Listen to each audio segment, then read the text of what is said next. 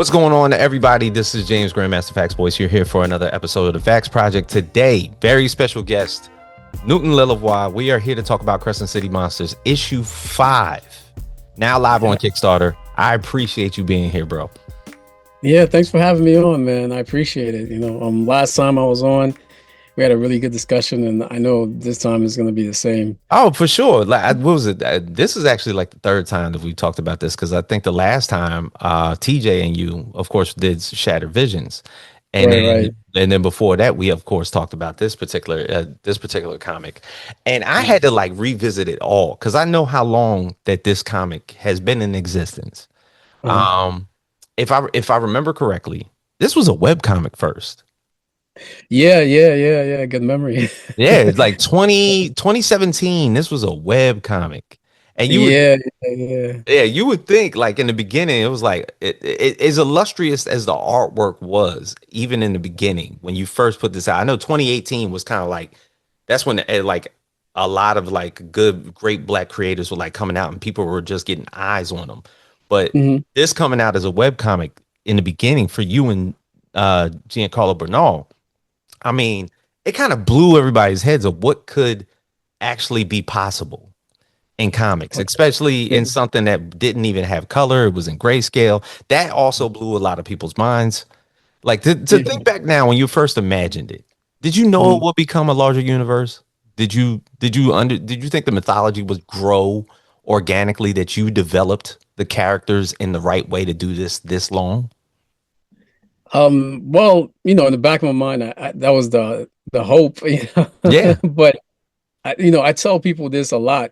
When I first started the first issue, I didn't write the full script out. I had like the general idea in my mind, right? Yeah. Um, and I was the type of person that I knew if I was going to until I wrote the whole script for the first issue, that either it would take a long time, right, or it would never get done. And at that point, I was really like, yo, I want to do this. It was like, so Yeah. I was just so I said, you know what, bump that. I'm just gonna write the pages like at 3 to 5 pages at a time, and Mhm. then write it that way, which I do not recommend.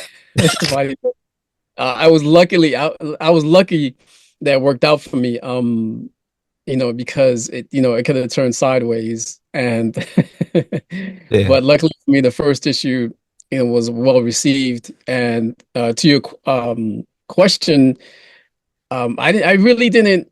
So as I'm writing it, I really didn't have any idea of like story wise how much people would love it, right? Because Yeah. the artwork was obviously dope. When Gian came back, and this is even before he had the grayscale, it was just the pure line work.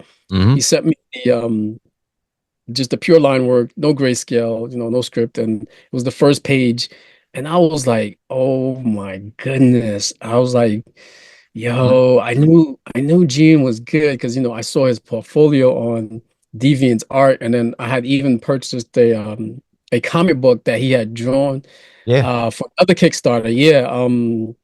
So like so I was like, oh, this is the same dude who did this book. So he's experienced with Kickstarters, Hmm. and hit a deadline. So I was like, let me see if he's available. And luckily the universe it Yeah. was on my side, and he was available. I told him about the story, and it turns out that he's a really big monster fan. Like he loves drawing monsters, so Mhm. he's big into horror. And so he was just like, he just jumped at the project. And like I said, when he gave me the first page, I was like, oh my gosh, this artwork is so good. So I knew art wise, the Hmm. book was gonna be really impressive. Because every page Jim was sending me, I was getting blown away. And then when I told him like, hey, can you do grayscale like the way they did in Walking Dead? And he was like, yeah. You know what? I should have prepared this, but let me do this real quick. No, no, go ahead, grab it. So I was a big fan of Walking Dead. I still am, the Yeah. comic book. Uh-huh. So, this gives you an idea of what the grayscale looks like for Yeah. Walking. Like this is like the Walking Dead grayscale. And Gene's like, yeah. I definitely could do that. And so he came back and showed me how his grayscale works. And this is the grayscale for the first page. Well, I this is know, the grayscale for the work for the first. bro. This is like That's what. way beyond. Yeah, that's way beyond Walking Dead. I'm like, okay, like I got the same joint. I'm like, okay, this was like my first two pages because this is the trade paperback, right? Okay, yeah, yeah, So yeah. like, I'm like, bro, Yeah, yeah. I was like, oh my goodness. And when I saw that, so obviously I was even more excited about the artwork. I was like, okay, so not only is the artwork different, but this is something different, right? Like I've never seen grayscale work like this before. hmm. Um, and so I was like, actually, I didn't even realize how unique it was until like I started looking at other because I've read black and white comic books before, but I never really took time to look at the grayscale work and until like Gian showed me his, and I realized like I don't think I've ever seen Yeah. it done exactly the way he's done it. You know what I mean? I've seen gradients and something that comes close, but Oh yeah. not in that same style. So I was like, okay, this is, it took me a while to realize like this is a really a unique style. I think it was until like the third issue where I was like, yeah, I haven't never seen anything like the style that he has. Well, mainly because that's I think where you started to create a lot more characters. Like the clan started to get introduced, and it was like, holy shit! Okay, there's the vampire clan. It's like there's Yeah, the Banshees, and it was like every single clan just were preferably different, but all yeah, done yeah. in this unique way. Notably, when you're bringing up the Walking Dead omnibus that's like right behind you, a lot of that Mm, was done in the daytime. So you see a lot of like most of the black and whites, it's like a starry sky. So the mm. grayscales that are in your books, mainly night. So Yeah, it feels dark. yeah, yeah, yeah, You know what I'm yeah. saying? Like it feel like the pitch of night. Everything is pretty Like much like a happening. Batman comic book, right? Straight So, up. Straight so up. yeah, so and it's funny because I'm taking a long time to answer your question, but Mhm. I usually do this all the time. Yeah, When I all answer good. people. But so so yeah, first issue artwork was banging, and I was like, I know people are gonna love the artwork. So, like you said, it was a web comic, and people were like, yeah, this comic is great, the artwork is great, but like people didn't say anything about the story, right? Like for the first, because I had the first two issues online, like you said, Hmm. it was a web comic, and the first book, people were like, yeah, this is the artwork is so amazing, the artwork is so amazing. And I was like, Yeah. cool, but like almost no one said anything about the story. So I'm thinking like, is the story good? It's like Hmm. so I was like, I'll take what I can get. People buying the book for the Yeah. artwork, whatever. And then the second issue came, and then more people started, talking about both the artwork and the story. Yeah. And so I guess it took a while for people to figure out like, okay, let's see where this is going and whether or not the story is good. People for the most part enjoyed the first issue Hmm. because there was a little cliffhanger in there. So thing. And then I think the little time jump between the first and second issue kind of just like, and I was really kind of nervous about that, and I Yeah. probably mentioned this in the last interview because I was nervous about it because it was a time jump and I'm not the type of writer like that. I explain everything, Yeah. what was going on and do some Right. hand holding. I might do that once in a while, but I try to avoid that. And so there was a time jump. I didn't really explain why there was a time jump or thing. I just went like right into it, Uh-huh. explanation, no But you natural. kind of see it though. You kind of see it with well, okay. I can bring up issue three.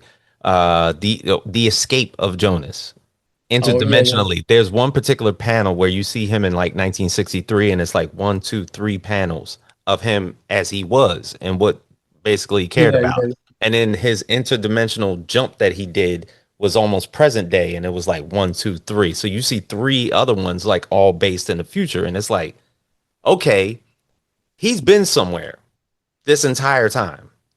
Mm. So you kind of see where the time jump happened. So not to say that that explains it, but you kind of got the niche of where you were going there.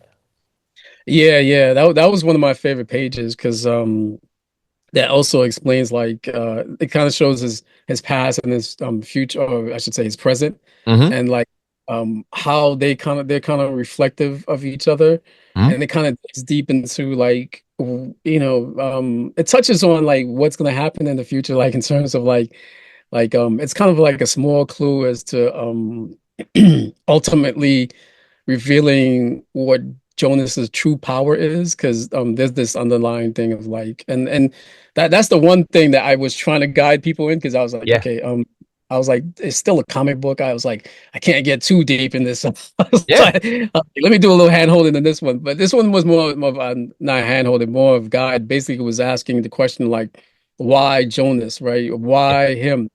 Hmm. What makes him so special, right? Yeah. So, As a and matter of fact, you say that I think in issue 3 and 4, yeah, I believe it's brought up to I think it's Kingsley that's basically saying it, where he's like, "Don't yeah, let Queenie, she's Queenie's like, saying it. Queenie's saying it while she's in prison." yeah, yeah, well, yeah, exactly, yeah, while she's in prison. Oddly enough, that's the first page for issue number 5 when Queenie's in prison. It goes back to when she's in prison and she's talking to herself, and it kind of like, like, hey, going back and thinking about, right? Is it? I'm trying to think. Is this a spoiler? But no, I guess it's not too much of a spoiler. But Hmm. she's going back and thinking about like what happened. And so it's like the first page is sort of an introduction for people who are new to the book, right? Yeah. You're like introduced to Queenie, and you're gonna see her in prison, and then number 5 is a prequel, right? Okay. So it's going to take place before the issues 1 through 4. Okay. So like but it starts off with Queenie in prison, and then it goes to the prequel, right? So it kind of like, for people who are familiar with the book, it kind of starts off with, okay, with Queenie asking herself like kind of reiterating the her situation, saying, hey, I can't believe I got into this. I can't believe this happened to me, and Yeah. I'm can't believe I was blindsided. And then it also, she mentions Kingsley, and the subtitle of the book is, Crescent City Monsters: The Rise of Kingsley. So it Hmm. explains like, because Kingsley is not in issue number 1, right? Hmm. And he just pops out of nowhere in issue number 2, and he's the guy. So it kind of like, it's a prequel to to that, to kind of explain like what happened and how Kingsley like maneuvered himself, and like like Yeah. all the things that happen when uh Jonas sees the meets the Grunch, and not meets the Grunch, but encounters the Grunch in the first issue, Yeah. is like kind of leads it, all that stuff leads up to it. So like you'll see like why Queenie did what she did, and the situation that the Grunch was in, like why they behaved the way they did, and then how Kingsley took advantage of that situation. And like you'll also get to see how, the Grunch is like really like disrespected within the order, and you see Pretty much. why why Kingsley acts the way he does, in terms of like what he in terms of, the power that the power grab that he attempts. Yeah, because the grunts are basically self-described as like bottom feeders. That's what they were told to be in like issue Yeah. 2. But Kingsley himself pretty much pointed out that he's done like a ton of favors for some of the other clans. And Mhm. in the process of getting Jonas, or better yet, trying to basically capture more power, he Mhm. then reveals to the other clans exactly like the favors that he's done for them. Like, have I ever let any Yeah. of you guys down? This is what I did for you, and this is what I did for you, and this is what I did for you. Why is now the right time to put Kingsley front and center? Although we've seen him in 2, 3, and 4 scattered throughout as this powerful, powerful character. Oh, because you've never seen like how, I think so, as I was, and that was like one of my favorite parts to write, because while as I was writing the dialogue, I wanted to show like he's like a man who just comes through, Yeah. like he's never failed, like, and Mhm. everything that he's done so far has never failed. So he usurped Queenie, right? Mhm. He became the leader of the clan, right? And so he in on top of that, he's telling the clan like, look, this is who I am, and this is what I've done. And he needs to convince them that, hey, this power grabbing move that I'm about to make, Yeah. you need to trust me. Have I ever failed you? And then he's like pointing out to them to Mhm. all the things that he's Yeah. helped them done. And so and then I was like, man, I was like, I want to go back and show how dope of a villain he is. Like Yeah. like he basically he's at this point he's a villain who's never lost. Like Right. everything he's done is like it's on point. Like he's He gonna manipulated his find a way. way. Yeah, he's gonna find a way. So I wanted to call it the Rise of Kingsley because I thought that was like really dramatic and explain that. And as a reader of Crescent City Monsters, I think, and I did that because I was like, okay, that would really kind of like pique people's interest. Is like why is he, it's like why is Kingsley the focus of this? You know what I mean? Mhm. And so. But at the same time, even though it's called the Rise of Kingsley, it also afforded me the opportunity to dig a little bit more into Jonas's past and who he was because there was two things that I noticed that I got, because as people read the comic book, they'll tell me like what they love about the comic book and what they want to see more of. Mhm. So I got the sense that people liked that 1963 vibes from the first book, right? Mhm. That they weren't super disappointed that Oh, thing, but they that you took it to the present? yeah, that took it to the near present, but I felt like there were people who were like, yeah, that was kind of cool. I kind of like that. I wish that they were there a little bit longer. So Right. that was one of the reasons for the prequel. And the second is that I never really had a chance to explore Jonas and everything he's lost. Like, I did my best within the first issue to show him with his family, his friends, his girlfriend, Mhm. all his allies within the first issue and show you like, okay, this is where he's at now, and these are all the things that he's gonna lose. Yeah. But I think the prequel will even get more into it, and I think, and the reason I wanted to do that is because before I even continue on with the continuing the story, I Yeah. realized like I won't I was trying to like write the story and like I felt like something was missing. I just couldn't pinpoint what the thing is, and I'm like trying to write issue number 5, and I'm like, yeah, this is all right. And I'm like, oh, I was like, damn, I was like, what's missing? And then it occurred to me that I need to go back and flesh Jonas out more. Like Okay. I was gonna try to flesh Jonas out in by continuing the story, right? But then I realized like no, I need to go back and really flesh him out more in the thing and make him front and center because the first 4 issues had a lot of parallel sub stories, Yep. plots, and so it was like shout out to everybody who put up with my many subplot parallel subplots. Mhm. This one has less subplots. Well, I'm gonna try to make it have less subplots and focus more on like both uh Jonas and the Grunch mainly. Those are like things. So you'll get to see more of his friends, and you'll see more of more characters too that previously didn't exist. You'll see like the the what do you call it? The head of the supernatural the New Orleans supernatural. Oh, the dark mass and the order itself. Well, the order before Kingsley was the head man of the order. There was somebody else who ruled the order. So Mhm. you'll be introduced to that person. In So issue 5. yeah, in issue 5. So you'll see like some back history. So it'll be interesting because you'll be like, oh, okay, there was more going on before like all of this happened. And so Yeah. it's really cool to write because and I as I thought about it too, and I didn't realize this until like maybe last week. I was like, oh my gosh, I was like, this is kind of dope because if you're just joining at issue 5, you can still read the book without necessarily reading issues 1 through 4. Like issue 5 could be like your starting point. Okay. And if you You could could be do that like, as a trace back.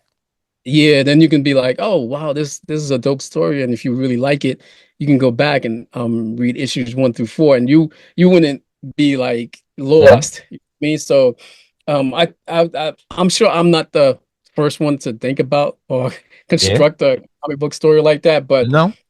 I thought that was like a kind of a unique selling point for the Kickstarter. I was like, wow, and I don't know why it didn't occur to me earlier that that was like a big advantage. So I try to push that more too for the Kickstarter, especially, people are new to the story and they might be like, I don't know if I want to jump into issue number 5 and I don't want to have to Yeah. buy first 4 issues just to catch up. And I realized like, oh, this is an advantage. It's a prequel. You don't have to buy the first 4 issues. You can just buy the fifth issue, and Hmm. then The fifth issue and should basically bring you into buying these four issues. yeah, exactly. Yeah, yeah. So Hmm. I like to think that I was like some really advanced marketing genius, but it just hurt. It happened to work out that way. Word. Now is Kingsley driven more by survival, ambition, I guess insecurities, his desire for control in a way? Like what Yeah. basically does is he believing in himself that he's doing like the right thing? Yeah, he's it's all that it's that saying. What's that saying? Live long enough to see Yourself become yourself. the villain. And yeah, yeah, like exactly like that. At first you're you're doing these things for good, but Hmm. then in order to keep what you envision as that good thing, you end up doing bad things. Yeah. You wanted to do good things, so it's a situation like that. Like for example, in real life, so I'm from Haiti, and there was a a guy, there was a dictator. His name is Papa Doc, right? Hmm. Really, as all dictators, ruthless guy, killed anybody, killed all dissidents, right? And kept everybody on lockdown. But before that, he didn't, that's not how he started. He was actually in the mountains of Haiti. He was a doctor and Hmm. he would like go out and he would start healing people. And he wasn't like a political person. And he was there amongst the people, as a doctor in the mountains of Haiti, helping, heal people. And he became really popular and rose up, and he really spoke out for the common people. Hmm. And so and then he started rising in power, but then eh, it's like the good guy turned into the bad guy. Man. Now, also when we're talking about, because you said you're going to basically discuss almost the beginnings of kind of like how the grunch are represented. They're kind of like a social hierarchy within the monster world, and Right, we call them like an issue two, like bottom feeders. So right. there's this relationship that they have with Queenie, but they Mhm. also have almost kind of like this same type of relationship with Kingsley as well. Now, are the grunts loyal to Kingsley because they believe in him? Are the grunts loyal to Queenie because they believe in her, or because they fear Well, what happens if they don't support him or her? Well, there's a fraction, and there's like a fraction. So like some agree with Kingsley because they're like, hey, we're tired of being treated this way. We need a Hmm. change. And some have just like a love for Queenie and believe like, because she herself has already done some things, right? Because like she was like the first grunge to ever actually leave their little coven or tribe and then Hmm. come back. And when she comes back, she's like really powerful, and so she uses that power to elevate or improve their situation.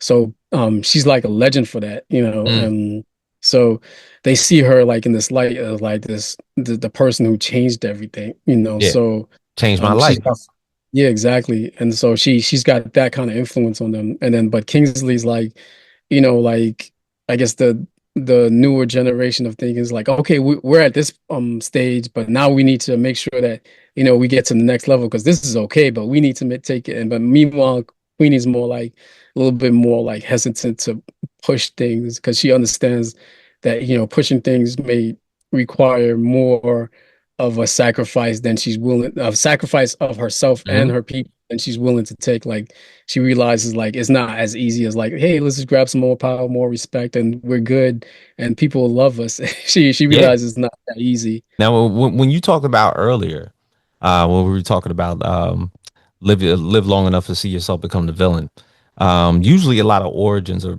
based on a transformation at some point. Is there Mhm. going to be like a big plot point based on the transformation of Kingsley that he undergoes in this particular story? Um, a transformation? No, well, yeah, you're gonna see how I wouldn't. I don't know. You're gonna it's gonna be kind of crazy because you're gonna see like he's always been that way. It's just things just pushed him a little bit more. Yeah, So it's not was it a lack of respect? no. So it's gonna be a situation where like you're gonna see him with the grunge and he goes about things his own way. He kind of breaks the rules, Hmm. but what he does though is like when he's breaking the rules, he's helping other grunts, right? So you see like he's helping other like it's not like he's doing anything selfish for himself. Like every time he's breaking rules, doing things that he shouldn't be doing, Hmm. it's like to help his fellow grunts. Yeah. So like he kind of like builds alliances and some of the grunts are like you're breaking the rules. You shouldn't be doing that. King's like, he's like, I would do it for any grunch, like he's kind of like, fuck Oh, rules kind of that thing. yeah, that's a Yeah. pit. So he's like he's basically it's almost a manipulating loyalty. Yeah, but he means it though. He means that like, hey, uh this is but then at the same time too it's going to show you like what it takes to like the story like of what I told you about Papa Doc, right? Like you Hmm. like he really like was looking out for his people, but then certain things like in order to stay in power, like you believe like you have to do certain things, right? Yeah. um and because the realities of staying in power is really harsh. Like it's not like the comic books or what you see on TV, right? Right. Because and that's the one of the things that I like when I read about history. I realize like wow, these a lot of especially like the new governments. I'm gonna get a little political here, but No, look if so if it's translative to how you concocted this story, it yeah. fits. So what happens is like a lot of these like up and coming countries, like once they establish like a strong leader, right? And you have outside influences, whether that be the US or any of these European countries, Yeah. um these leaders they realize like these European countries will do like all these espionage, all these like secret things to manipulate their country, right? Hmm. So they form a defense against that, right? So they'll have like a private army and things. So and they'll start to like button down their government and the people who are loyal to them because they know that their country is prone to be manipulated by outside sources. But then that's when the problem occurs, right? Because you're trying to like lock your power and you realize like, oh, okay, I'm in power and I'm trying to, you know, um help my country, but these external forces are here and they're trying to usurp me. So Hmm. now I need to make sure that, because you never know who like somebody could be a dissident, but they might be it might be because they're being funded by some outside country, right? Yeah. And these guys don't know that, like the dissonance, but it could be somebody who naturally says, you're doing something wrong, but they don't see that. So and you see it all the time. So it's like, Yeah. and I kind of like, I was like, wow, that's a crazy that's a crazy situation to be in. Word. And I kind of like want to translate that into what's happening to Kingsley, where he's like, okay, I have this power, and now he has this power amongst the other supernatural clans of New Orleans, but Hmm. they don't like, really respect him or the grunge. And he realizes like he can't just like act like he's one of them because they're ready just to take his power away at any time. So Yeah. he realized like I need to come down hard on these guys. I need to Yeah. like in a way that that goes extremely beyond. So he develops that way. So it's like Yeah. you're like, okay, he's like, okay, I've got this power now, but man, to keep it I really need to I really need to lean into the dark side a little bit. I really need to start doing this, you Well, know? it's funny you say that because issue 1 and 2, they talk about Katrina, but Katrina wasn't necessarily a hurricane. Yeah, yeah, yeah. So there was this something catastrophic in the monster realm started to happen. Yeah, yeah. Obviously, Kingsley and the rest of the clans were around during that time. Is this Mm. something pointing out to that? Is that the darkness that came within Kingsley, or is it something else? Well, that helps explain kind of like it does two things. First, like yeah, I'm glad you pointed it out because I put that line in, but I didn't really want to explain it too much. Like I said, I just try to like keep people's attention to make sure that if they're reading it, Yeah, points like that. Yeah. So in their world, Katrina, the hurricane was really just like it was a battle. Because what happened is the New Orleans order had all this power, right? And so they started and they used to like in their world of supernatural worlds, there's a hierarchy, even amongst the orders within like the world and okay, the country. So like the New Orleans order was like, not the bottom, but it wasn't near the top. They didn't have a lot of influence, throughout the world. But once Kingsley gained his power, they started rising the ranks, right? yeah, And so they have this idea of like tributes, right? Like so back in the days, like when one country like conquered another, a country would give them tributes, meaning like they would say, okay, we conquered you, just send our money our way, you know what I yeah, mean? Or like I don't know, spices or whatever they had to yeah. trade, Whatever right? your custom is, I'll take it. Yeah, yeah. So they'll be like, all right, we won. You guys just pay tribute to us. So it's the same idea with there is like, people would have to like different houses would pay tribute to the higher houses, right? Hmm. These are supernatural beings. They always do like, whatever, Yep. mess things. So like there's this hierarchy. So New Orleans clan is rising up there, but it's rubbing people the wrong way. Like they're like, who are these guys? These so a group of other clans team up and they try to take over the New Orleans clan, right? It's like one gang Yeah. coming over and trying to take over another gang. And You so want like you want the block. yeah, exactly. So there's this big battle that ensues. So is the there's a small New Orleans gang, just like three or four other clans that come in, right?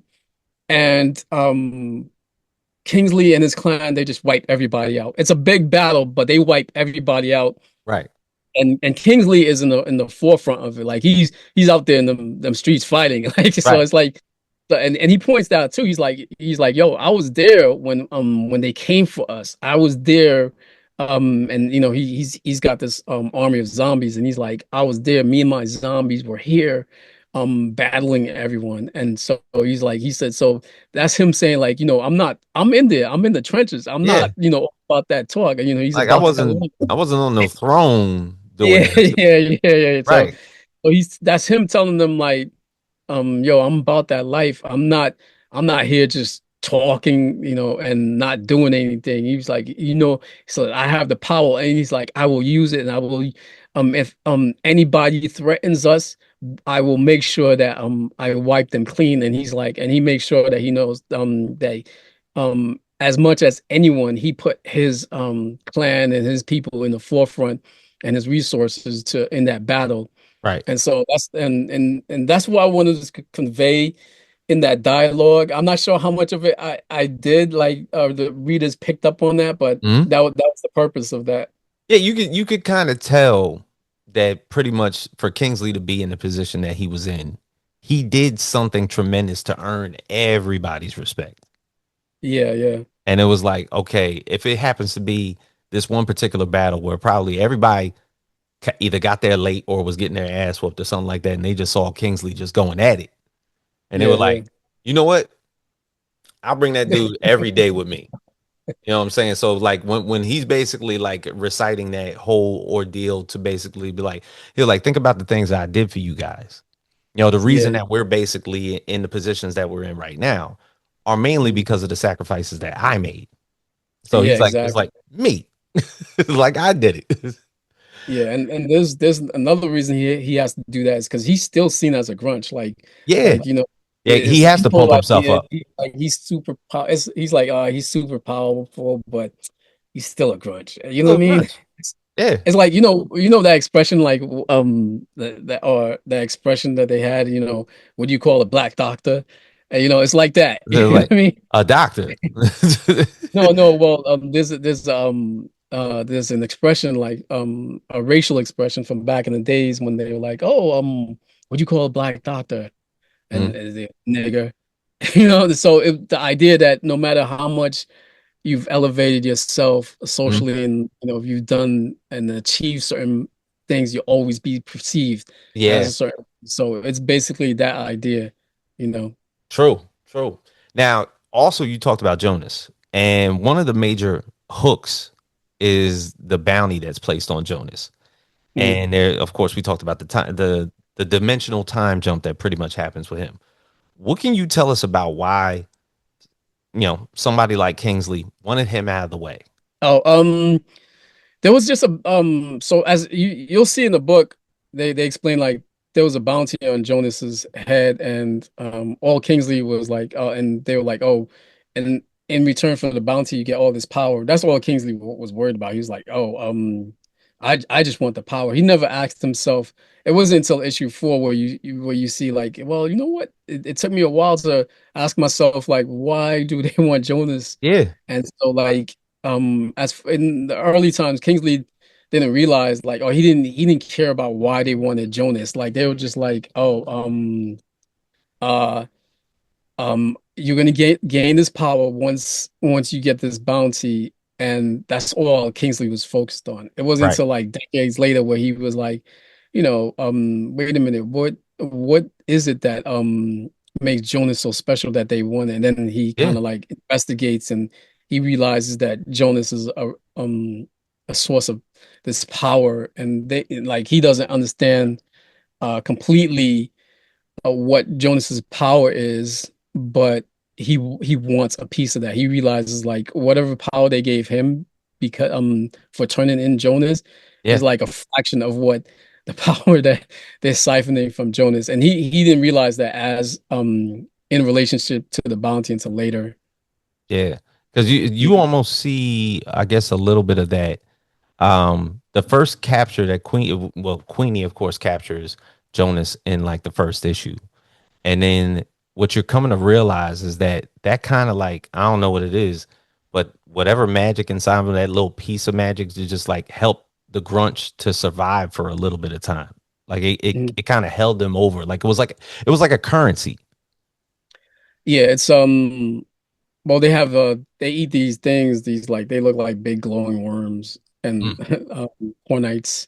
And that's what keeps them that's like their source of food. And that's the relationship too, why they're called like bottom feeders too, because like hmm particular so for whatever reason, I haven't established why, but New Orleans, whenever the people there use their magic, there's this there are these beings that come in, and like these little cornites, they come in hmm and they occupied they'll just like appear out of nowhere. Actually no, I think there's these special trees that they appear out of. And so um the cornites come in and they block the energies from the magical energies and powers of the people of New Orleans. hmm And the grunts are the only people who can actually come in, and they actually feed on the cornites. And so that reduces so that makes the what do you call it, the supernaturals of New Orleans able to use their magic. And so it's like this relationship, like that's why they need the grunch, and they're literally bottom feeders. Damn. Now in this world, it I think I forget the one that was basically turned, and he was once human at one point in time, and he had an alligator with him. Oh yeah, Cardon. Yeah, Yeah. yeah, So yeah, yeah, when Brittany and her little brother when talking about him, they talked about he was once human. yeah, yeah, yeah. So how does that particularly happen in this world? This is a question I've always wanted to ask, by the way. Oh yeah, yeah. So like using magic in like an evil way or negative way Hmm starts to affect you, like, or use it in a way to just in a selfish way where you're doing it just solely for yourself. Eventually turns you into a monster in their Mm. world. So like for example, if you use magic to always get money, you'll eventually like turn into a monster. If you use Oh, magic to gain fame or something, you'll turn into a monster. You can use magic, in a good way and avoid that.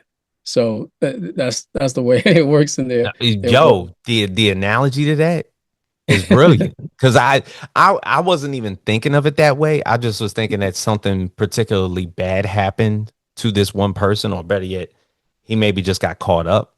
But the way that you're basically pinpointing, it's almost like everybody has a vice. Yeah, yeah. If you perpetuate and basically keep feeding that vice, Yeah, exactly. you will grow ugly. Yeah, yeah, exactly. And it's not, it's like a metaphor in this. And it's not, and it's not necessarily like a fast process. It's like a slow process. Like the Yeah, more you see it kind of happening, and if you wanted to, you could reverse it before it gets too late. But it's up to that person. yeah. Oh man, yeah, that's brilliant. Now, there's a we talked about the power structure. We talked about basically like the tension that the Grunch are being perceived as outsiders. Now, where do these clans stem from? The Grunch themselves, the vampires, the Banshees.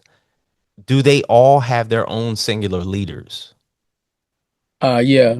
So every clan has its own leader, and sometimes it's not one person can be part of the New Orleans order, but not necessarily be part of a clan. All right. So to get back into it, the magic in this world. Obviously, Mhm. you picked Creole New Orleans 1960s. Yeah. We when we talking about Jonas, we also kind of have to bring up the establishment of his mother. Mhm. Now, who is she in this story? Because we see there's a moment where Jonas is a baby and his father doesn't get it, but his mother does about him like playing with snakes and everything as a baby and everything like that. Yeah. So it's like, Yes. who is she in this? So most of the magic and Jonas's bloodline comes from his mom, right? His mom's like super powerful. Mm, Um, but she's more like and they practice a form of magic called Creole magic. Because as I was thinking about it, I was like, I like the idea of like the Creole culture in New yeah. Orleans and some of the ideas that it's a blend of cultures, right? So I was like, well, what if there's a magic system that blended, Native American, European, and African and Hmm. cultures like just into the magic itself. And so and his family developed this system. So every like the bloodline developed this the Creole magic and Jonas has like cousins and whatnot that also participate. But his mom at the moment is like super powerful. And she could I haven't decided how powerful she is. Like but she's powerful enough where like the order leaves them alone. Like Yeah. she stays away from the order and the order stays away from her and her family and their allies. Like the werewolves in New Orleans are part of Jonas's allies. Like the werewolves and Jonas and his family have like a tight connection. Yeah. They're allies, they protect each other. The werewolves aren't part of the New Orleans clan because I like to think werewolves are like my favorite supernatural beings, and I was like, I wanted them to be like wild wolves. Like they they're not trying to. They have their own pack. They're not trying Yeah. to be part of another pack. Hmm. So like the werewolves kind of just like likes to just thing, but the werewolves have a close relationship with Jonas's family. So the mother, she protects all their allies and the family, and so and especially from the order, like she's powerful enough where the order doesn't really mess with her. Jonas's father, he has some magic powers, but it's not like as powerful as his mom's magic, Hmm.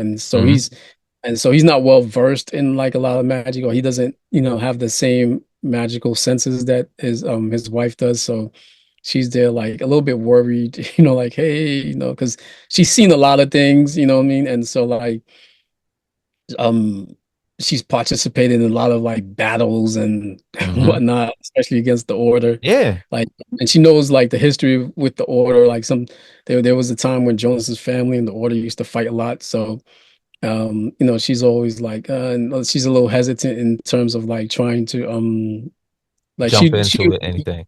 yeah, jump into anything, and she likes to just kind of like, hey, just mind our business. Of course, if anything pops off, we're about to Yeah. do this. But then, the older she got, the more she was like, especially like Jonas's father, like there's gonna be a reveal where like Jonas didn't realize that his father died because of like some magical instance, and so that's why his mom's is even more Cautious. like yeah, more cautious. She's like, Hmm. don't worry, I got everything, Jonas. You just, Yeah. but Jonas is he loves the blues and he loves magic. So it's like he loves those two things. So it's like trying to tell him to stay away from magic is like hard. He just like he's like he just can't Yeah. help himself. Yeah, Now, yeah. her absence, was it in two, three, and yeah, two, three, and four, and everything like that. Do we expect to see her in issue five as well? Oh yeah, yeah, yeah. She's gonna be in issue five. Yeah, his little brother is gonna be in issue five. Okay. His bandmates that he plays with are gonna be in issue five. His girlfriend's gonna be in issue. They're like Well, issue I better five. say because there's Kiki and then there's Charlotte. Yeah, Charlotte. There's Charlotte. Yeah, so Okay. Kiki's like in the In the present. yeah, yeah. And then there's Charlotte. Yeah. Yeah. Now, Yes. between issue four and now with issue five, there was obviously like a little bit of a gap as far as like Mhm. putting this together. You and Gene, y'all been basically doing, separate projects creatively. Uh-huh. What basically brought this back together? Be like, you know what? Let's start issue five now. Oh yeah, because I couldn't wait any longer because I at first there's some like personal family stuff and then the health issues and so Hmm. I had to like put comic books to the side for a little bit. Yeah. Um, so I was like let me act responsibly and I have to I'm not gonna put comics in front of more important things. So I took some time out Yeah. and then of course Gene he's always in demand so like it's like people just snatch him up real quick and Word. so he was doing his thing for a while and then I had to wait a little bit for him to finish out his projects. I didn't want to be like, yo, Gian, forget that project, let's go finish Crescent City Monsters. Mhm. So I was waiting for him to finish his project and then when I saw that he was ready I was like, okay, let's do it. So yeah, that's where we were. That's why it took a little bit longer than usual. Okay. Uh, and then, like I said, just a lot of life stuff, Yeah. Nah, as I get it. I get it. And it's funny because, like, of course, the first I guess image we see in this brand new book is Kingsley on a throne, and he looks a little different than what he looks like in the first two, three, and four issues of the book. Like, oh but like it almost like a younger, more determined looking Kingsley, rather than this, like this out of spite type of leader yeah. that he was in like two, three, and four. Did you and Gene basically like collaborate to be like, I want him to look a little bit different in this Well, kind of like this I think prequel? yeah, I think part of it was because I was that was a Game of Thrones reference, right? So like I was like, basically the whole thing of Kingsley is kind of like Game of Thrones-ish kind of thing. Yeah. He, Like he's some he's a like Littlefinger, man. He's the dude that then snuck his way up to the top. exactly. So I was like, let's create like a homage cover to the Game of Thrones, but I didn't want to make the throne exactly with the swords, so we Hmm. used bones instead. And so we did that, and then you could see like Kingsley has a little bit of that Game of Yeah. Thrones look to to so it's got the fur lined the fur neck coat. So So there's that. So that's where that cover idea came from. And I guess the fact that he looks younger, I guess Gian did that, Yeah. of course it takes back in 1963. Yeah, yeah. It's almost like because I guess from issue one to issue two, when Queenie is basically like in prison for that very first time, decades have gone by, right? Hmm. Yep. Like what you want to say, like 20, 30 years? Yeah, probably like 30 or 40 years. Because Damn. when was Katrina, like 2008? Was it Yeah, 2008 or yeah, so and then she probably got into prison like in the 19 well the story started yeah, probably yeah, only like maybe a couple of years after maybe so 1965 yeah, so that's like 40 years yeah in 40 prison years yeah. after. Yeah, yeah. That's why she's like talking to herself. Like the thing that you see is that she's doing is like she's talking to herself. That's how she stays sane because like Hmm. Kingsley has her, like trapped in there like forever. So yeah, yeah. And he can't kill her. He can't figure out how to kill her because like True. She's yeah, got a she seems protection spell over her. yeah, she's got a protection spell. So he's like, damn it. He's like, that frustrates him because even as powerful as he is, he can't figure out the a way to get over that spell and kill her. Yeah. So at the same time, it shows you like even though uh she's in a state where she's captured, Queenie is still isn't totally helpless. You know what I mean? And Hmm. even though she's physically in prison, like she can still like kind of like roam the astral plane and kind of use her senses to just be out Yeah. of the prison. So it's like she's kind of still aware of like what's going on, if like something big happens. So it's not like she's like like just totally helpless. Mm. True. Because he's almost having like that same problem that he's having with Queenie, he's having with Jonas. Yeah, yeah, like yeah, with Jonas he well which problem is that? Well, pretty much not necessarily that he wants to kill her like he does Queenie, because he even what he told Queenie when he was leaving the prison, he was like, "I'm gonna find a way to kill you. Yeah, It might take me a couple of decades."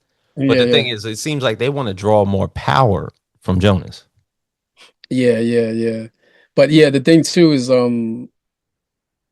well, they realize like that somebody whatever they're taking out of Jonas isn't really like the full potential of what they could take out. They Right. realize right now, even though while Jonas is trapped, that somebody else, the people who or the entity that was responsible for putting the bounty on Jonas is just using Jonas as this big basically a battery that never runs out. So Yeah. like that power that they're siphoning out of Jonas is like 10 times more than what Kingsley is getting out of Jonas. So True. and Kingsley like, wait a minute, that's what we need. Because like even now, even though the monsters of New Orleans and their order are pretty high up there in the ranks that worldwide, they still have some formidable enemies and Yeah. who are able to match their power. So, Kingsley thinking is like, as long as there are people who can attack us, we'll always need more power. True. But the other monsters in New Orleans are more like, like, hey, we're good now, chill. Nobody's really gonna mess with us. You know what I mean? Because if they did, even, we don't know who might win, but it'll be like a bloody battle that nobody would. It's like, Russia and US trying to Yeah. get into a fight. There'd be nobody They, left. yeah, they'd be like, is it really worth it? We Hmm. ain't trying to do a direct frontal attack on each other. Definitely. Now, I think I may have asked you this, but I don't think I have. What does it mean to you to create a supernatural comic in the ways and the means that you have? And but you've done it being a distinctively black creative voice creating this. Yeah, yeah. For me, it just means incorporating more of like the black culture of, the supernatural world. So like one of the interesting things is in terms of the supernatural world of New Orleans, Mhm. like when I've watched TV or seen anything or read a book about New Orleans and the supernatural world, I like Anne Rice's book like years ago.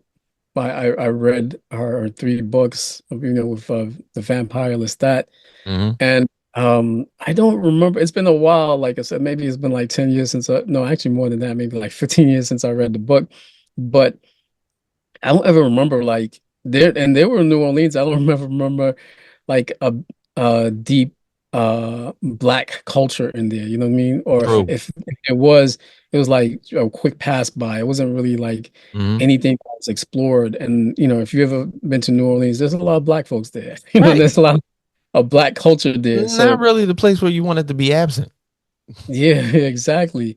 And I was even watching True Blood. I haven't seen the whole series. And they have black characters, but I didn't really see a lot of the black culture. Like they didn't really and like I said, I might be wrong, but because I haven't seen the whole series, but um from what I saw, I didn't see them like re lean heavily into like the black culture. And not that I blame them because I don't want them to mess anything up if they do, because I'd rather you not put us there than just do a messed up job Yeah. of Word. what you're supposed to do. Like for example, there's that show, American Horror Story. They have a character Hmm. named Baron Sam, no, Papa Legba, but he's supposed to be like a voodoo Loa, Papa Legba, right? And he's like a gateway keeper, but they make him look like Baron Samdi. And I was like, uh, uh, and so this is Baron Samdi here. Let me show Yeah. you. Um, this is Yeah. what this is what Baron Samdi looks like, right? This guy right here, Yeah. Yep. know, thing, tall hat, but they called him Papa Legba, and I was like, why? I was like, why did it? I was like, that is. I was like, oh my gosh. I was like, why did they do that? And I was like, it's one of those instances where it's like, you might as well not put the character in there. It's like, Right. I was like, it's like you're not, it's like, you're Yeah. like, oh, you know what? Let's do Papa Legba, but Baron Samedi looks cooler. So let's have him look like Mhm. him. And I Yeah. was like, yo, Let's take this that's, person's name and totally yeah, misappropriate it with this yeah. character.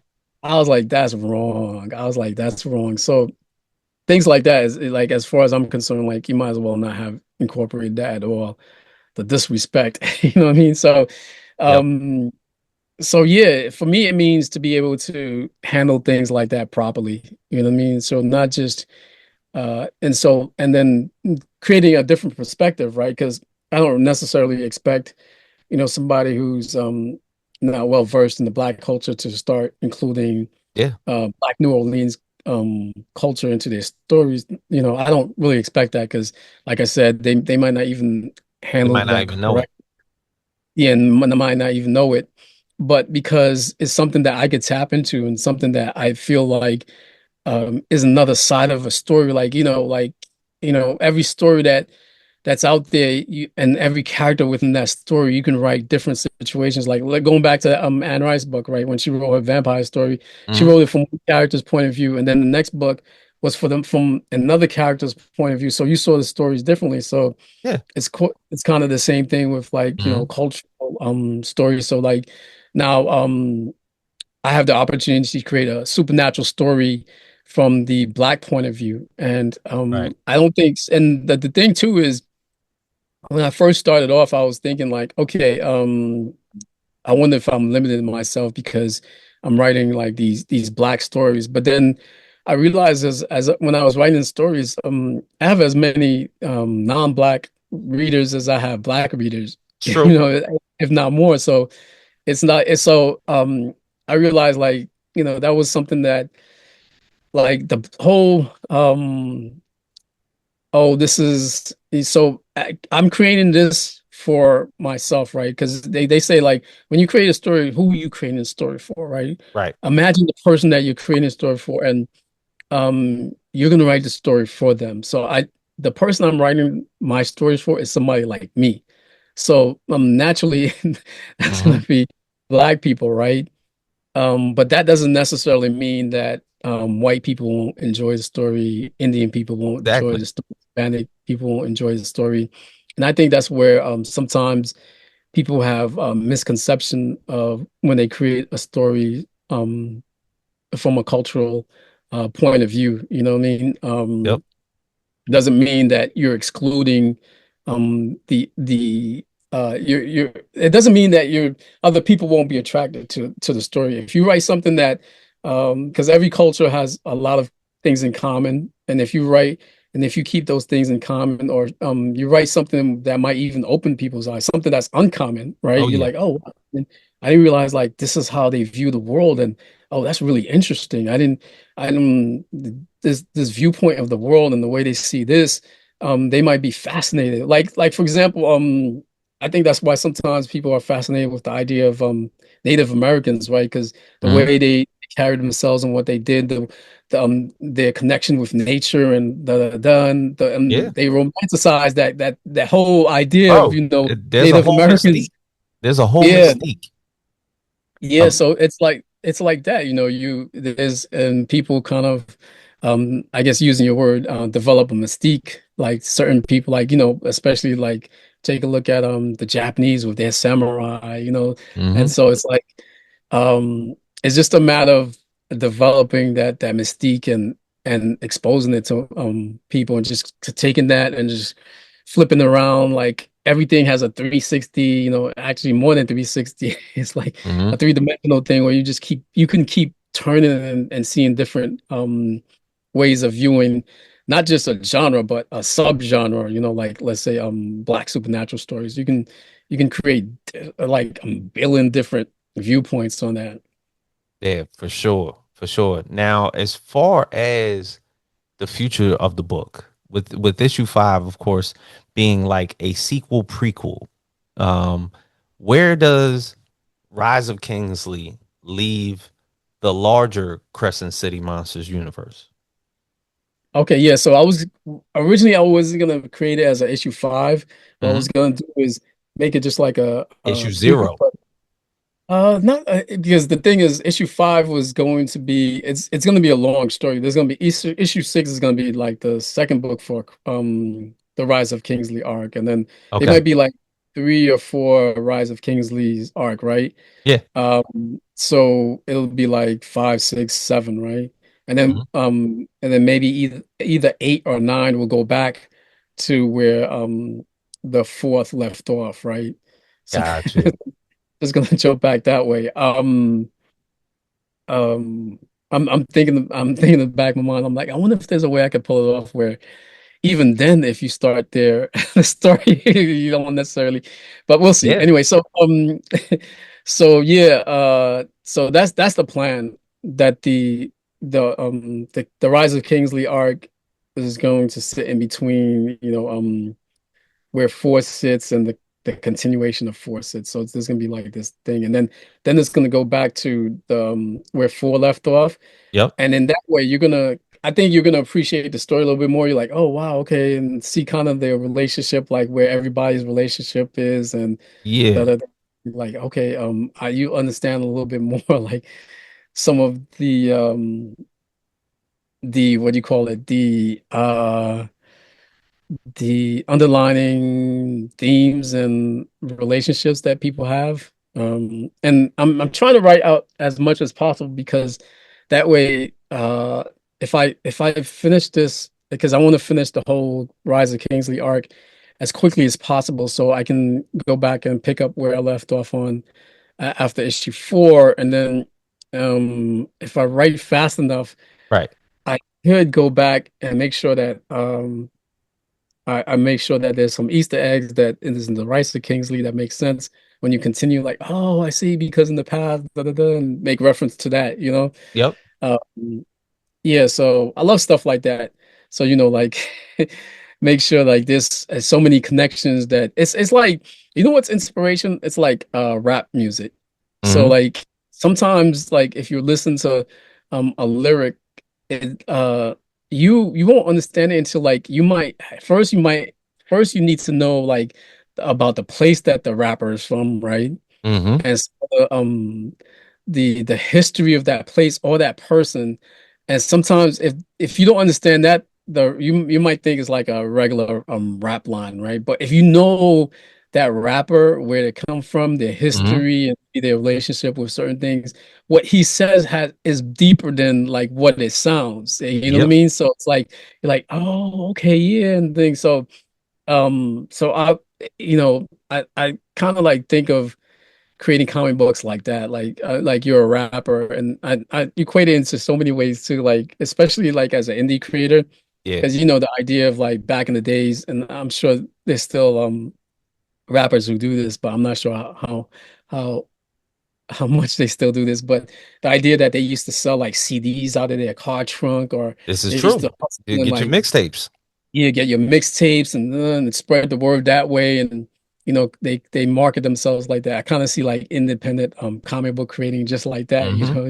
The cons are you out in the streets selling your mixtape. That was what they used to talk about it. I mean, shoot, a lot of DJs in New York. That's one. Mhm. It's like K Slay Yeah, and Funk Flex and everything like that. right. Clue and everything Cool. with their with those mixtapes. Then you hear about Master P selling 100,000 tapes out of the trunk of his car, going from Yeah, town to town.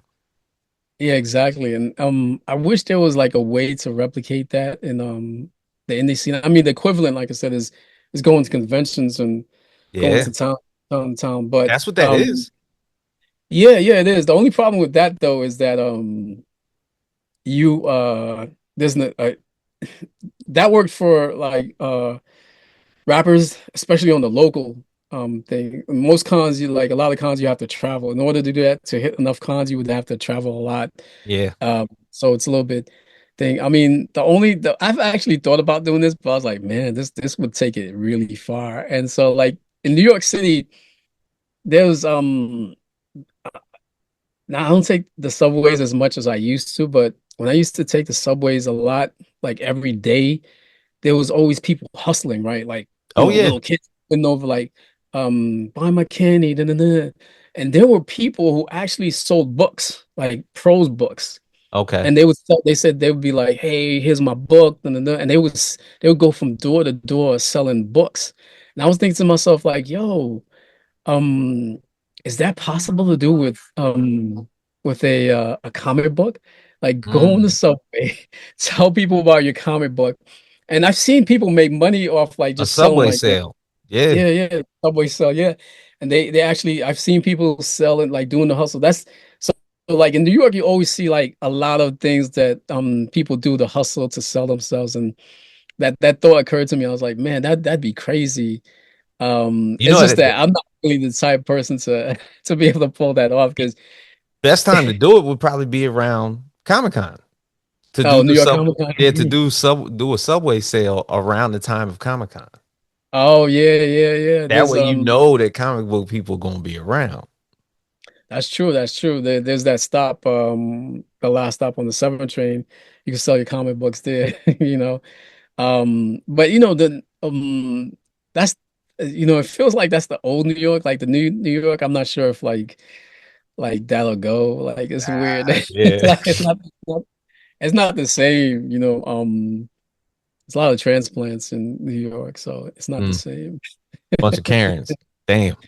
Yeah, yeah, yeah. So and it's different. It's not I'm not sure if like I said, so I'm in the Bronx and Okay. I chilling in the Bronx a lot.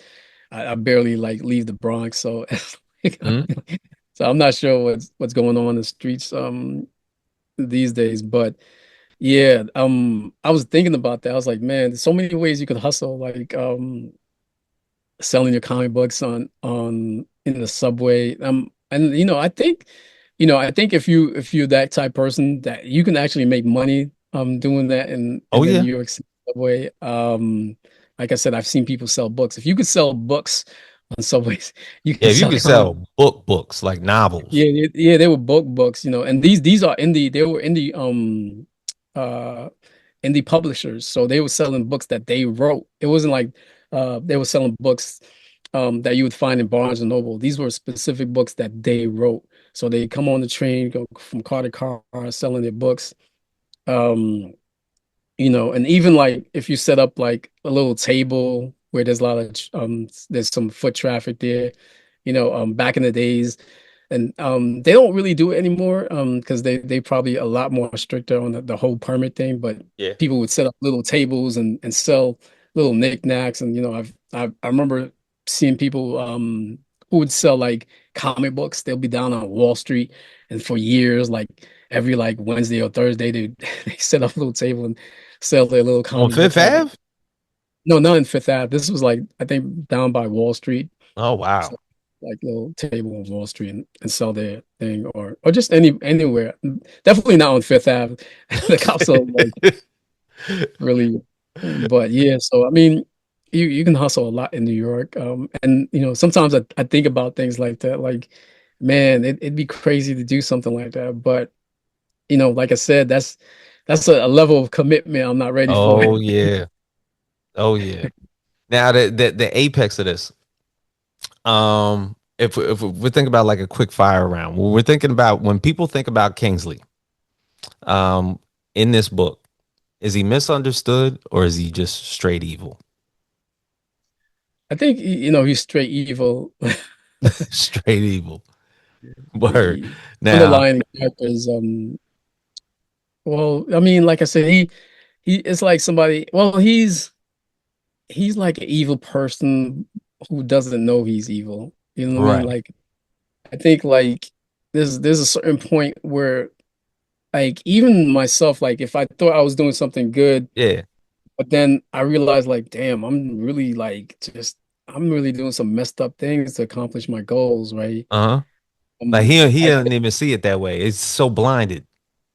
Yeah, I think there's got to be a word for that because even if like you don't start off evil, there's an underlying thing like where you would do anything to accomplish your goal, Hmm. no matter what it takes. So even if you go from good to evil, you know what I mean? So I'm not sure how you would describe that. Um, because it's an interesting thing because especially if you start off as like if you start off trying to do good, but then Yeah. your determination to make sure that whatever you're doing is um is accomplished, right? You Yeah. know, but you end up being a bad person. Are you really an evil person to begin with? True. Or you can't even say, so it's a question, or you just maybe just determined. You know what I Hmm. mean? It's like you're just a determined person.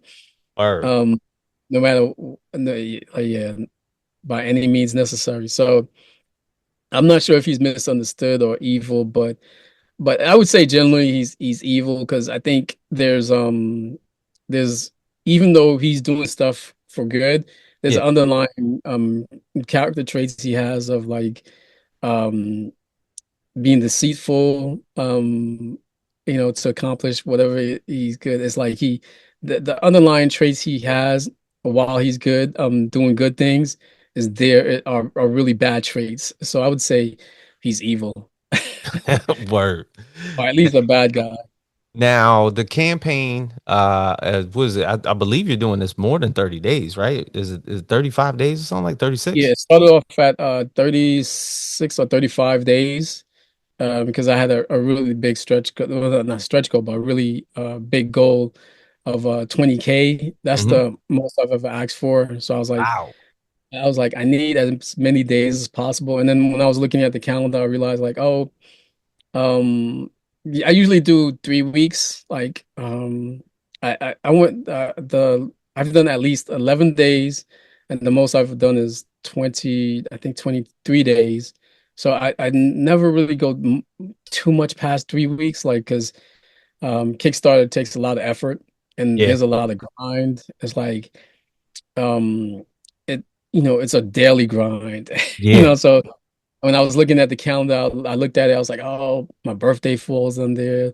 And then there's Labor Day. I was like, "Oh, Labor Day is not one day. It really is 4 days because there's Yeah. that Friday, It's Saturday, running Sunday." from Friday. It's running Friday to Monday.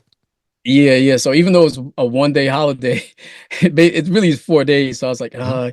I probably can't, probably won't get much done or much pledges during those days. So I was like, that's gonna eat up into it. And then I was like, oh, there's September 11th too. So I was like, okay. So I was like, you know what? Let's make this a whole week after September 11th, and it ends in September 18th. And so I was like, that gives me enough time to raise what. And I'm glad I did because I realized like I was like, man, this is taking a little bit longer than expected. Mhm. Um, but I'd like to say I'd like to congratulate myself because uh just today I found out that we have been given the honorary Kickstarter Project We Love badge. So Kickstarter looks at these Kickstarter projects, and if they really like them, they slap on a Project Yep. We Love, and they promote it more. So Yeah, that hopefully, helps the algorithm. Yep. yep. Hopefully that helps with the algorithm. So I'm glad that happened. So I'm really excited about that. And then another thing too, I have to say about this Kickstarter is so I was super excited because I'm like, and another reason why the goal is so high because I'm actually coloring this book. So I Really? was like, yeah, issue 5 is going to be full color, and I'm super excited about that. And I'm like, issue 5 is going to be full color. People are going to love this. I found an excellent colorist. His name is Cloner. Mhm. He sent me like he colored the cover and then he colored the first 3 pages and he did an amazing job. I was like, this is gonna be fire. I was like, Mhm. everybody's gonna love this. I was like, okay, I talked to Clona. I said, hey, do you have time to go back and color issues 1 through 4? Because I want to do a strict Oh, Kickstarter goal that if we reach a certain amount, we go back and we color issues 1 through 4. That way, if we reach the stretch goal, we'll have all 5 issues colored, right? I'm super excited about it, and I'm like, yo, everybody's gonna love this. So I launch, Kickstarter's going, and then I get this somebody messages me and he says, I think you're making a mistake by not offering the grayscale. And I was like, oh, I was like, okay, you know what? I guess he's right. And he's like, and he in his message, he's really adamant that yeah. like He was like this was like determined. he's like, this is the wrong move. And so I was like, wow, he feels really strongly about this. So, I go on Facebook and I ask, people like, hey, what do you guys think? And people respond. Most of the people were like fellow creators and stuff. Yeah. There were a couple of fans and stuff. Huh? So I'm like, okay, this is fellow creators, but I need response from actual people who are like buying the books, right? Not to discredit, my Yeah. fellow creators, but I want to make sure that it's the fans that I'm getting this right with. So, I sent out a poll on my Kickstarter and I'm like, hey, would you guys like uh black and white version? So have like three answers. One is like, I don't care just as long as I get the book. The other one's like, yes, I would like the grayscale version of issue number 5. The Hmm. other one's like, oh, I prefer full color. And the last one is, I would support both. And Yeah. so when I think as of today, we've got like 45 responses. And um the one that said, oh, I want full color was like the least. It was like maybe like 4 people out of 45 people that said, I just want full color. Hmm. There was like 25% that said I don't care, just get me Give him the my book, right? books. And then there was like 28% was like, yes, I want this in grayscale. And then the next largest one was I would get both, right? And that was like that was in the 20 something too. And I realized like, damn, based on these numbers, if you add up I want it in grayscale and I want it in both, they make it up more of the majority of the people. And so I realized like, okay, I gotta put this in grayscale. Yeah. And so now I have to figure out like, because when I planned it and did the budget and the rewards, I don't have anything about a grayscale fifth issue. And Yeah. so now I have to figure out like how I'm gonna structure the reward system, whether I need to have a stretch goal, I need to crunch some numbers. So Hmm. it's gonna be interesting. But I already reached out to Gian and was like, yo, I was like, guess what? Yeah. We're gonna have to do a grayscale. So he was like, okay, cool. So it's gonna happen, and I'm also gonna create a different color for the grayscale. I'm not going to just have a grayscale version of the Kingsley cover A. Yeah. I want a totally different grayscale cover so people understand like this is the grayscale version, Right. Right. Um, Right. so yeah, so I got some work to do for the next like few days to figure it out, but definitely gonna be figuring it out. And I can't believe I underestimated how much that people wanted the grayscale. and how much of it was like the identity of the comic book. Um, It's what they grew up knowing. Well, I can't say grew up knowing, but yeah. it's like when they first bought the comic, Mhm. that was what drew them in. Yeah, yeah. So it was like when they said this is like the fifth issue, and it's like Mhm. okay, I'm getting the fifth issue. I know what I'm getting, and then I see that there's a little bit of color to it. And it's like okay, this is different. So Yeah. there's two reactions. It's like okay, this is you can have the okay, this is different, or Mhm. they're going to be like, you know what? I think I need the authenticity back. Maybe I can have both. Yeah, that's so yeah, it looks like I'm gonna have to go with both. And I think that's one of the reasons why I was trying to avoid having to do two different versions of Hmm. Crescent City, like continuously. Yeah. Like I'm gonna do color because I really wanted to do a color because I want to see the comic in color and see because like I said the colors is amazing. So I think Yeah. Of um that would just bring a different dimension. But I was like, damn, do I really want to carry like two different versions? But I do it with Keisha Demon Eater. I course. have two. You do So have two of those. Yep. yeah, yeah. So I guess it wouldn't be that big of a deal, but it's gonna be interesting to see once I have two different versions, which one sells. Because when I'm at cons with Keisha Demon Eater, sometimes the color will outsell the black and white. Sometimes the black and white outsell the color. Yep. But the one thing I know for sure, when I do my online sales, the color outsells the black and white. Because when you're a con, you could actually see and hold the black Hmm. and white with the color accents. It's way different than when you see the page like online. Oh yeah.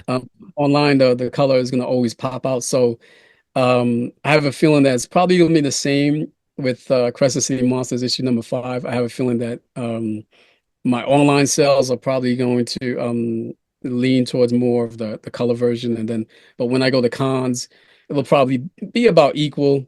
Yep. Most people go with the color version, or it'll be half color and then half black and white. And then True. I'm thinking to myself, like, should I do what I did with Keisha and do color accents in issue number 5? So I'm like, okay, that's also an option because people love the color accents that's in Keisha. Mhm. Um, so like yeah, so a lot of things to decide. Just when I thought I had locked everything down in terms of the reward structure and the Kickstarter, this comes up. Yeah. Word. Look. As far as what I know from the book, and I remember when I bought the first issue. I remember that authentic feel from the very first comic, the very first cover, and everything like that. So I can imagine, and I do remember because if people weren't familiar with your work from Crescent City Monsters and they picked up Keisha Demon Eater for the very first time, when they saw those color accents in the beginning of that, it was Mhm. like that's what they got introduced to in the beginning. So Yeah, I can see why people probably want it both ways. But Newton, I appreciate you doing this with me, man. Thank you. no, no, it's been a good talk. I enjoyed it. You Uh, know, yeah. So yeah, I guess maybe I should talk about where they could reach find the Yeah. Kickstarter. Yeah. Yeah, The Kickstarter, as a matter of fact, are you still selling the trade on your website? yeah, you could go to my website and still pick up the trade. Um, Yep, typically I shut down dreamfurycomics.com. yeah, dreamfurycomics.com. Typically shut down my store. I don't want it competing with my Kickstarter, but I was like, Oh, no, let me keep it up. So I decided to keep it up. So my online shop is still up. I shut down my okay. TikTok shop, though. Got you, Like I was, got you. I didn't want to have my TikTok, but I think I'm gonna bring it up because I realized like the market or the audience is like too different, so different that like it's Yeah. like it doesn't matter. So Okay. I might bring up my TikTok shop so you could purchase the books there. But yeah, I made it easy to or a little bit easier to find the Kickstarter project. So if you type in crescentcitymonster.com, it redirects you to the Kickstarter project. So Got you you. don't have to remember a long Kickstarter URL. So just type in crescentcitymonsters.com and it takes you directly there. Definitely. Yo, bro, I appreciate this. Issue 5, of course, is going to be up on Kickstarter for the next 30 days. Yeah. So you'll probably be able to get this just into the middle of September. Probably you said September 18th, correct? September 18th is the day ends around midnight, just a minute before midnight. And are you going to New York Comic Con? Yeah, I should be at New York Comic Con. Yeah, but Okay. I don't have a table, but I will still be there I though. hear that, but sometimes people just be ending up right there at somebody else's table. Oh yeah, yeah, yeah. And I'm on the waiting list, and the folks at New York Comic Con have a bad habit of Oh yeah. like or 2 weeks before the con, like, hey, we got a table available for you. Like, man, if I was out of town, like out of towner, if New York wasn't my hometown, I'd be Yeah. like what? Oh yeah. If I This is lived in like Knoxville, Tennessee, and I still had to make that drive, that'd just be horrible. Like I didn't save up money for 2 weeks to prepare. yeah, yeah. So, but luckily for me, man, even if they were like 3 days before the con, like, yo, can you show up? I'd be like, all right. All right. Well, Newton, it's good talking with you, man. I appreciate it. Thank you. Yeah, thanks for having me on, man. Absolutely. Absolutely. So for everybody here at the Facts Project, uh, James Boyce, Newton Lilavois, Crescent City Monsters issue 5 is live on Kickstarter for the next 30 days until September 18th. Go out there and get that. And we will see you guys next time on the pod. We are out.